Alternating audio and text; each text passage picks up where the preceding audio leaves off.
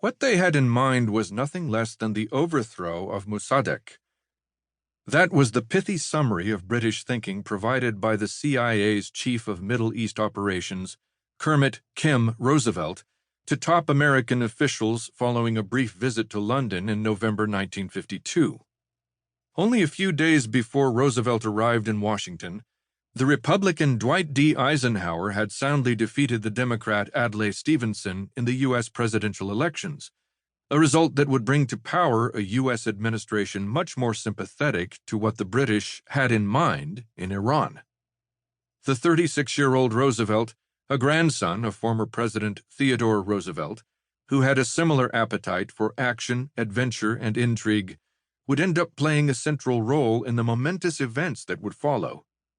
He and those who sponsored his mission did so out of a genuine sense that U.S. interests would be well served by getting rid of an insolent, hostile, and potentially unstable Iranian regime. But in pursuing that worthy goal, they had no idea what forces they would ultimately unleash. The coup that Eisenhower would agree to sponsor might, or might not, have prevented Iran from tipping into the Soviet camp, but it also aborted Iran's democratic development, empowered a cruel and not always cooperative dictator, fueled visceral anti-Americanism, and ultimately led to a revolution founded on enduring hostility toward and direct confrontation with the United States. That Eisenhower would end up embracing British plans for a coup in Tehran to prevent Iran from falling into communist hands may seem puzzling, because Mohammad Mossadegh was hardly a communist. An upper-class lawyer who had been involved in Iranian politics since he was elected to Iran's new parliament, the Majlis, at age 24, Mossadegh was by the early 1950s a towering figure not just in Iran, but around the world. A descendant of the Qajar dynasty that had ruled Iran from 1796 to 1925, he was a powerful speaker but also a strange and emotional man, prone to fits of tears and laughter, who was frequently ill and often held meetings while still in bed wearing pajamas. A fierce nationalist who hated Iran's corrupt monarchs as much as he did the British who had dominated his country ever since they discovered oil there in 1908, Mossadegh regularly deployed his eloquence to rail against both dictatorship and colonialism. Although no friend of the Shah, Iran's head of state, Mossadegh was named prime minister in April 1951 after the Majlis overwhelmingly insisted on his appointment to stand up to the British and fight for their oil rights. Recognizing the global significance of that fight, Time magazine named Mossadegh Man of the Year for 1951, ahead of Winston Churchill, Harry Truman, Dean Acheson, and Douglas MacArthur.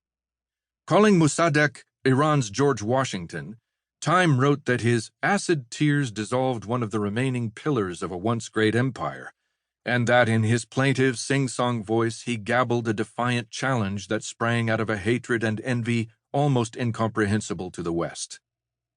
The primary target of Mossadegh's ire was the hated Anglo-Iranian oil company, AIOC, and the feelings were mutual.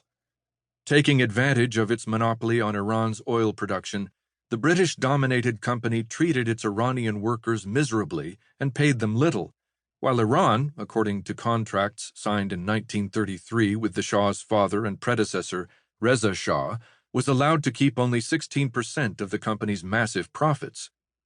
Thanks to creative accounting and a total lack of transparency, as well as an unwillingness to allow any Iranian role in company management, the Iranian share was almost certainly much less than even that.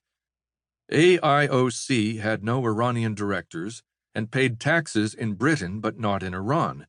In fact, AIOC paid more in taxes to Britain than the total amount of revenues received by Iran. When Mossadegh sought to negotiate a better deal, perhaps something close to the 50-50 split American oil companies had agreed to with other oil-producing states, including Saudi Arabia, he was met with categorical British rejection.